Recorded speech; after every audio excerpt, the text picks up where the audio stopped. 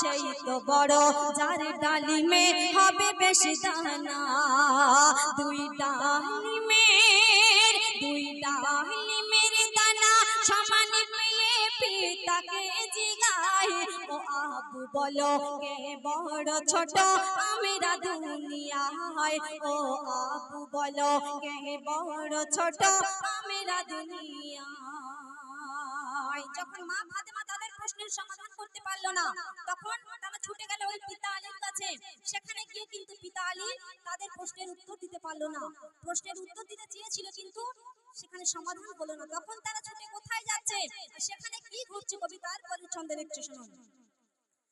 সঠিক উত্তর না পেয়ে তারা নানার কাছে যায়, ওগো সঠিক উত্তর না পেয়ে তারা নানার কাছে যায়। দয়ার নবী খোদার ধ্যানে ছিল সেই সময়।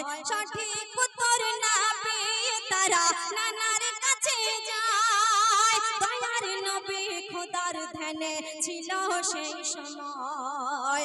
আরে বলল খোদা জিবরিলের দ্বারা নবীজির কানে, আরে বলল খোদা জিবরিলের দ্বারা নবীজির কানে।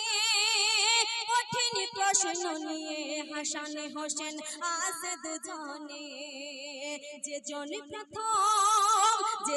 প্রথম সালাম দেবে নবী গো তোমায়, যে জন প্রথম সালাম দেবে নবী গো তোমায়।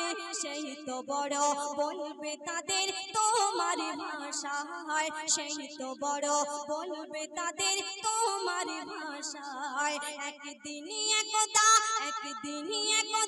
হাসান হোসেন ফাতেমার জিগায়, বলো জননী কে বড় ছোট আমরা দুনিয়ায়, বলো জননী কে বড় ছোট আমরা দুনিয়ায়। যখন মা ফাতেমার কাছে তারা উত্তর পায়নি এবং পিতা আলীর কাছে উত্তর পায়নি, তখন ছুটে গিয়েছিল ওই নানাজির কাছে। আর তখন আল্লাহ রাসূলের কাছে আল্লাহ পাক জিবরিল আমিনের দ্বারা কি ওহী পাঠিয়েছিল, যে যেজন প্রথম সালাম দেবে তোমায়, তুমি তাকেই বড় বলবে তোমার ভাষায়। একদম শেষ কথায় কিভাবে আল্লাহ রাসূলের কাছে তারা যাচ্ছে, ইমাম হোসেন হাসান আর আল্লাহ রাসূল কেমন করে তাদের প্রশ্নের সমাধান করে দিচ্ছে, কবি একদম শেষ কথায় লিখছে শুনুন।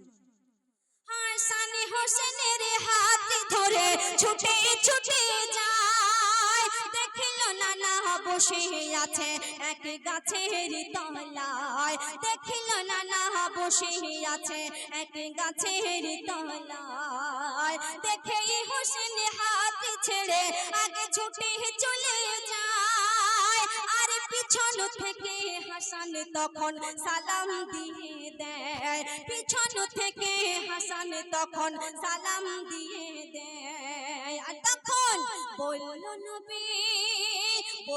নবী সেই তো বড়, বলল নবী সেই তো বড়, যে সালামের কদর দেয়।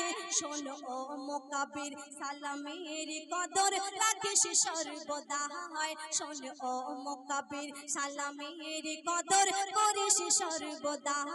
শোনো ও সাজিনা সালামের কদর রাখিস সর্বদা, শোনো ও সাজিনা সালামের কদর করিস সর্বদা। একদিন একদা হাসান হোসেন ফাতেমার জিগায়, বলো জননী কে বড় ছোট আমরা দুনিয়ায়, বলো জননী কে বড় ছোট আমরা দুনিয়ায়, বলো জননী কে বড় ছোট আমরা দুনিয়ায়।